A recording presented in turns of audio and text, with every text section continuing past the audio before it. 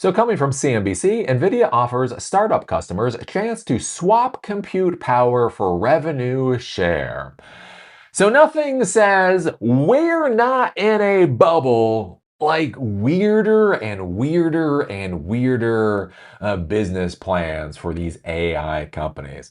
So, I kind of think this is interesting just to show the disaster of a bubble we're in with this whole AI fraud, of how we're being told or what we're being told simply does not seem to match reality. Because remember, like if your business is doing well, you're not looking for new revenue sources, right? If your demand is really, really, really, really high and people are throwing money at you, you're more focused on grabbing people's money than you are trying to figure out weird financing schemes. And so one of the big things we've been told in 2026 is that this is not a bubble because there are no dark GPUs, right? So during the idea is during the dot-com boom, fiber optic line was laid, it was never powered on. That was called dark fiber. And so the reason that we know we're not in that type of bubble is because there are no dark GPUs, right? We have been hearing for the past 6 months, AI is capacity or compute constrained, compute constrained, compute constrained, compute constrained. We would have even more AI services if only there was enough compute capacity. But what we heard from Satya Nadella in December is literally he talked about how his GPUs weren't lit up.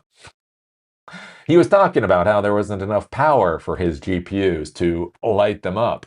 So some people would then call them dark.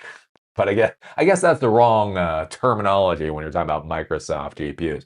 But we heard about that, and that was all the way back in December, right?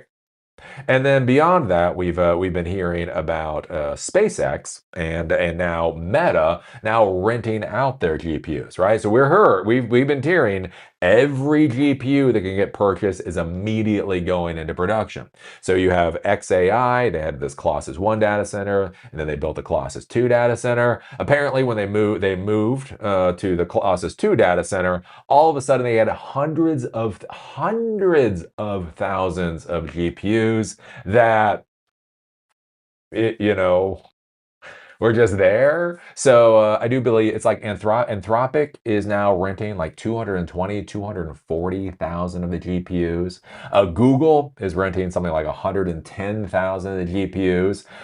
There's a new startup company, they're renting GPUs. So that was the thing, right? Like GPUs are in such demand, there's not nearly enough of them, except for the literal hundreds of thousands of GPUs that Elon Musk just kind of had there to be rented out to whoever would purchase them. Then we heard yesterday that Meta is now getting into this game. So literally, Mark Zuckerberg comes out and says that Meta may now be renting out compute services. So they're going to be like the AWS for AI. And again, you're like, but I thought I thought everybody needed all the compute capacity they had simply to run the AI services because there was such demand, right? And that's why this becomes even more weird with Nvidia, as they're talking about selling lots and lots and lots of GPUs, and instead of just selling the GPUs, right? Look, GPU costs $40,000. You want a GPU, buy it. If you don't, fuck off. Again, if you don't want to buy it, we have more than enough people that will pay us cash. But no, instead of that, they're coming up with a revenue share concept, which I think this is just simply proving to you just how absurd this whole AI thing is. Let's see here. Chip maker Nvidia says it is entering revenue sharing agreements with fast growing startups in a move which will see customers swap access to compute power for a slice of future profits. The artificial intelligence chip maker says its new partnership program announced Thursday offers fast growing AI startups token credits to power their development. Cloud based AI firms, model builders, and other enterprises will share both product and cloud revenue with Nvidia, which has positioned itself as an intermediary, helping startups gain direct access to full stack computing powered by Nvidia chips. But I thought they were selling their chips just as fast as they were producing them. I thought basically sky was the limits on their chips. So how do they have enough chips left over to simply be able to provide this level of hardware on future profit sharing agreements? Like, this doesn't seem like they're going to meta. So one of the big problems right now is this whole question of how do you finance AI build out, which is a big deal, especially with how much all this stuff costs. Tens of billions, hundreds of billions of dollars. So do you sell equity in your company? Do you sell debt? Or yeah, basically, do you get debt for your company? Do you fire 30,000 of your employees in order to be able to fund the investment? Right? These are all different ways you can fund your infrastructure investment. So what I think is kind of interesting here is if you looked at Nvidia, and they're like, well, look, we know there is such a demand for our AI hardware, and we know the major players out there want our hardware, but they're running into weird problems with the financing. Like if they went to Meta, if they went directly to Meta and said, look, we'll allow you to use this particular hardware again on that revenue sharing agreement, right? You already know Meta is a real technology company. You already know it's bringing in lots and lots and lots of money every year. You already know what products and services it's selling to customers. You already have an idea of what that revenue is going to look like. Now, it's an idea. It might be lower, it might be higher, whatever else, but it's an idea, right? And you're just like the numbers are just getting to be so big. The major problem is the financing hurdle. Maybe that makes a little bit more sense. But what they're doing here is they're going to these startup companies and they're talking about future revenue. Seems weird. Seems weird. Let's see here. In its announcement, Nvidia named two initial partners who will provide the compute power behind the scheme. Australia-based Sharon AI will deploy up to 40,000 Nvidia GPUs, while Singapore AI infrastructure company Fermius Technologies said it is building a data center in Batam, Indonesia, which is expected to scale to 360 megawatts and house up to 170,000 GPUs. So again, and when we're talking about this is up to 210,000 GPUs. So also, again, maybe Jensen Huang wants to be nice. Hey, look, we have an extra 1,000 GPUs that maybe people can use for their startup companies. With this, they're talking about 210,000 GPUs that apparently don't have a better home than whatever this scheme is.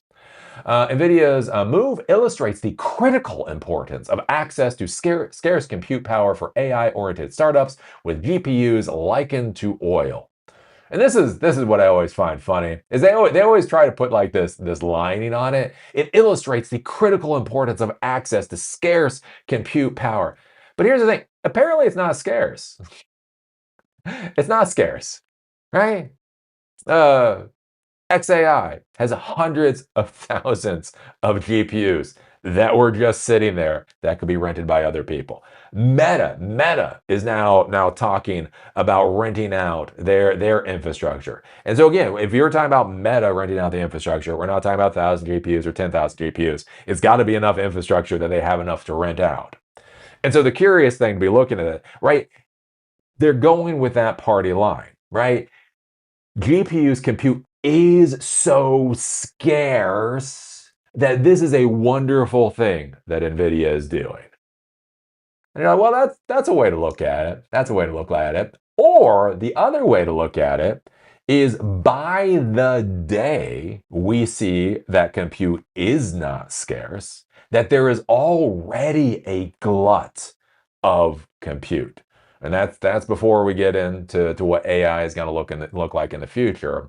And therefore, Nvidia is trying to figure out a way to put their thumb on the sales scale to try to increase sales by a couple of 100,000 GPUs.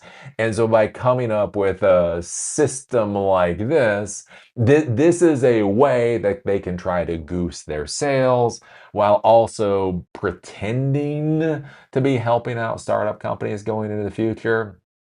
And the problem is the farther we get down this route, the worse it's gonna be when the bubble pops. Like I think about this with Ponzi schemes. The problem they say with Ponzi schemes or a lot of other financial fraud is that when people initially do it, it's not too bad, right? Here's the thing, right?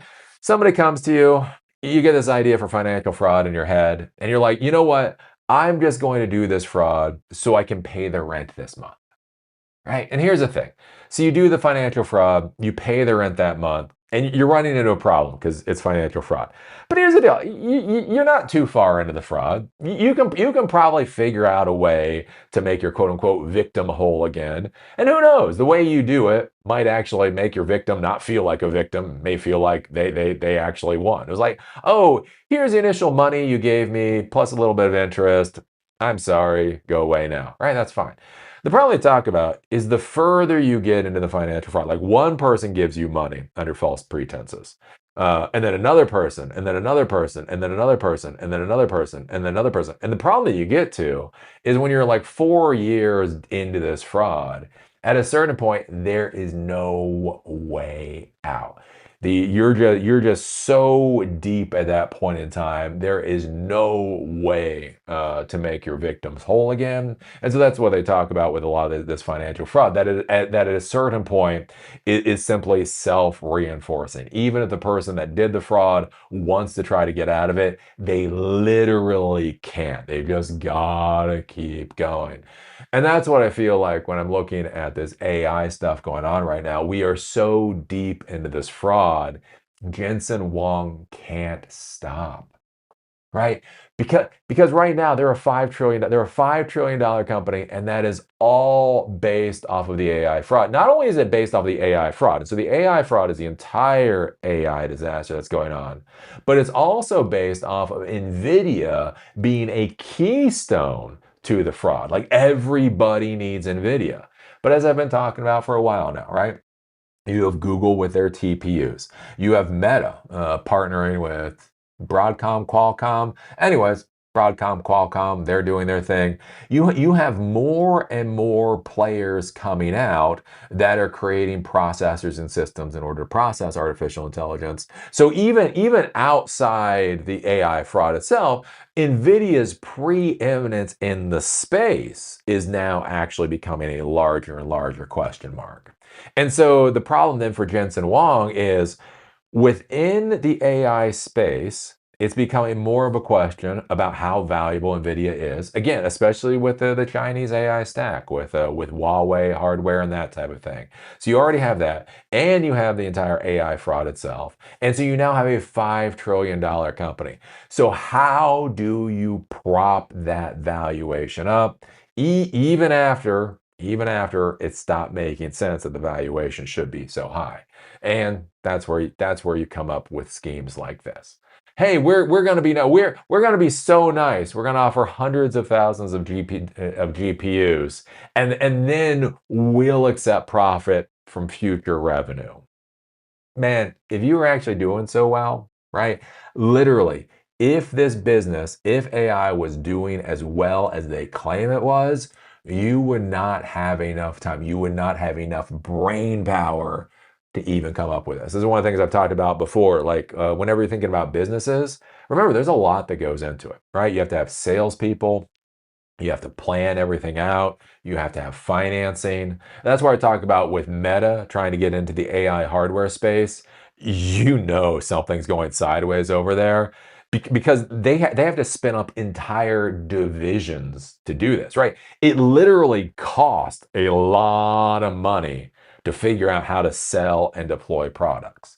And so if you're looking at this again, like 200,000 GPUs going out, they have to come up with the concept. They have to staff the concept. They have to, all of this stuff has to occur. And so if there was actually so much demand for your hardware, wouldn't you, as like, to be clear, as a publicly traded company, right? A publicly traded company, it's all about bringing back shareholder value, right? There's a lot more value in cash than there is in possible future revenue.